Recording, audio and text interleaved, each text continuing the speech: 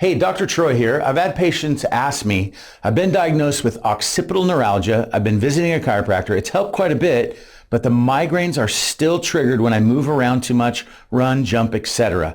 Are there any more things I can do to stop this? I'd like to be able to exercise again. And the answer is absolutely, there's probably some things you can do.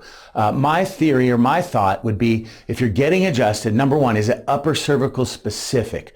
Or is it more of a non-specific technique, more generalized, like a diversified technique? So that's one of the first things we got to look at. What type of care is it? Is it orthospinology? Is it NUCA? Is it Grostic? Is it upper cervical specific? And you have to ask that question, is it upper cervical specific? Someone who specializes in upper cervical work.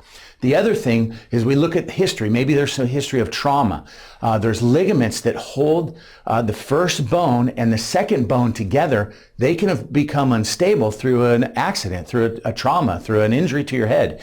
And movement can actually trigger that and trigger migraines. See it all the time. So there's some stability exercises that you can do. One of the things we recommend for people with this type of thing is we have them lay on a fulcrum and we have them do fulcrum exercises where they do isometrics, where they push their head forward, do side, push their head to the side, and there's even rotation ones where they push their head one way and rotate the other. There's also an alar ligament tear. That's one thing that could continue to stimulate migraines, is that alar ligament's unstable from side to side. So that atlas slops around in there, irritates the spinal cord, affects blood flow, which can trigger migraines. The alar ligament stretch is basically where you bring your head over and you turn your head into your arm, and you're trying to stretch the alar ligament and strengthen it. So it looks kind of like this. So those are just some of the specifics. You could probably Google alar ligament exercise and find it more specifically than me answering the question here on this video.